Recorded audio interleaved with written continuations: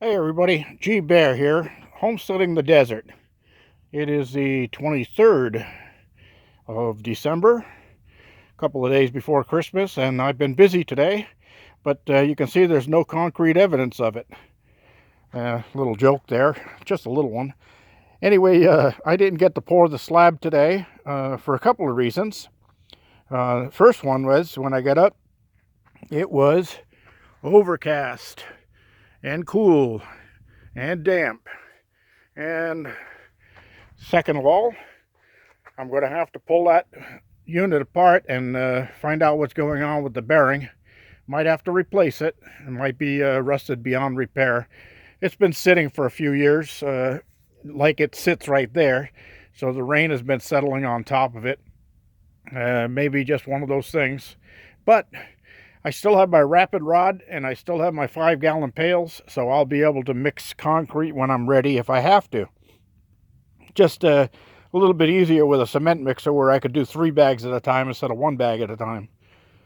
So I bypassed that, but another thing I did today was I started the Bear Foundation, and it's a non-profit, and by that I mean I didn't profit in any way by it, except the work is done. And here's the Bear Foundation. This is where the bathroom and the bedroom are going to go, and I did add the extra 2 feet on.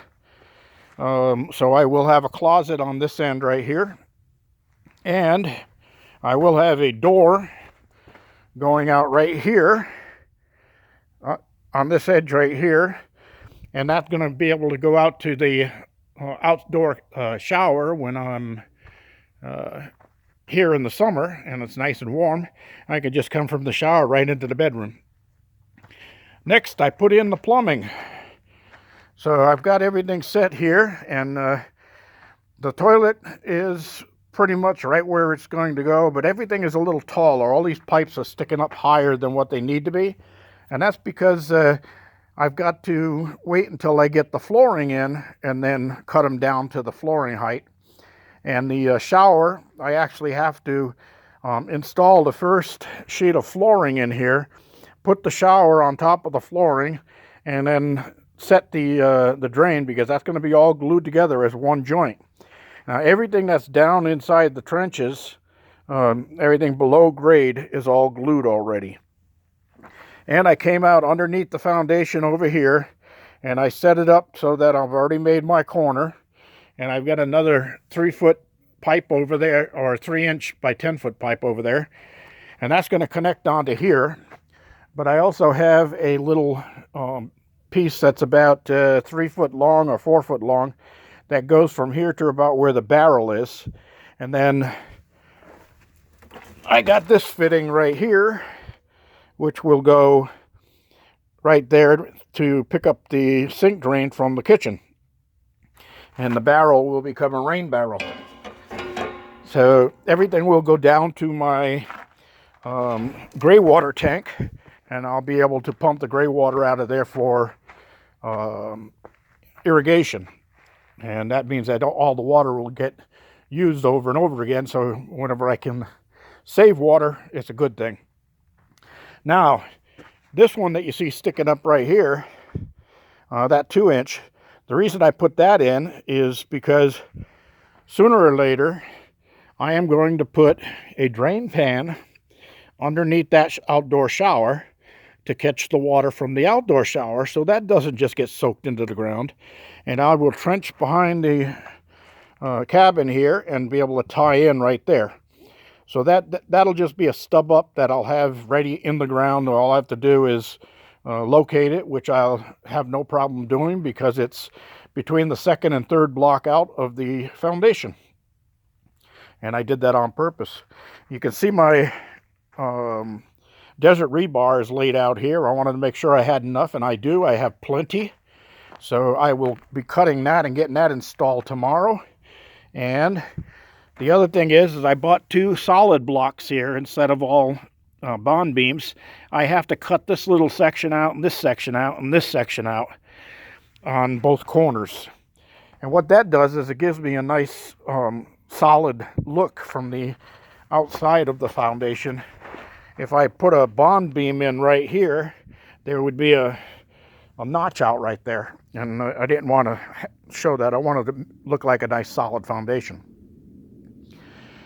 And I will get my crayon out and my red crayon and mark the locations for all of my anchor bolts where the wall's going to get bolted down, and none in the doorway, of course, and make nice trip hazards.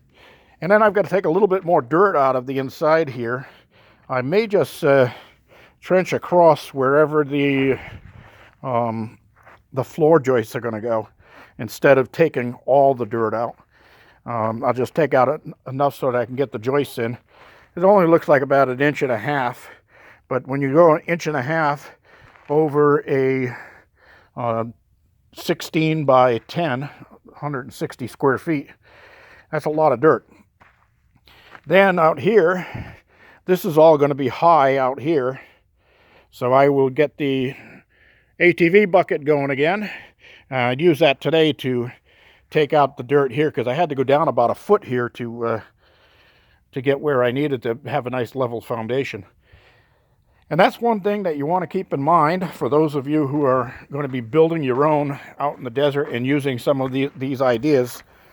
One of the, or a few of the things that you want to make sure of is, first of all, straight lines. You want to string a line and make sure you get nice straight lines. Second of all, you want everything nice and square. So you start off by squaring off of the cabin or the initial place. You can use the 3-4-5 method. That is, if you measure 3 feet in one direction, 4 feet in the other direction, then it needs to be 5 feet across on the hypotenuse from corner to corner. So that makes a triangle, but that tells you that you've got a perfect square.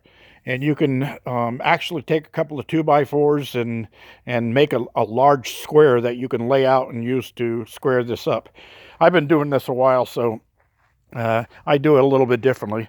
And as you can see, I've got a nice straight line there, and I've got them all level. And if you look at the seams between the blocks, you'll see that the seams are all tight. There's no mortar in between these seams. They're all tight joint. And once I fill everything with concrete and rebar, that's going to be one solid chunk of concrete going all the way around. So that's not going to move. That whole thing would have to move all at once. It's not going to move. And the ground that I set it on when I was digging here, trust me, I was hacking away at it with my little shovel over there. And it wasn't easy to dig. So that's when I finally got out the ATV and took some of it away here, because this was all really, really hard compacted. So that's where I stand today. I'll be doing some trenching tomorrow. I'll move that barrel and get another section of pipe in.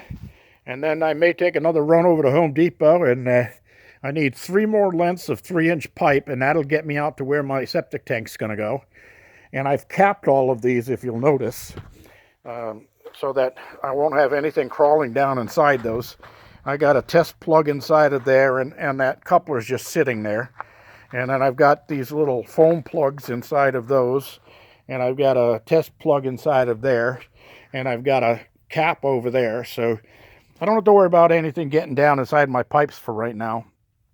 And I will be finishing up on this part of it tomorrow, and maybe even get all this concrete poured, because the slab is going to be a no-go if the temperatures are not good and the weather doesn't cooperate.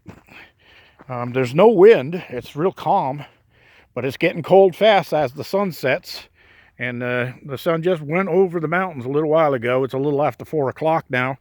I'm going to be going inside and get my dinner going and check the news, make sure the rest of the world is still out there and I'm not just talking to myself. So, G Bear signing off from another episode of Homesteading the Desert.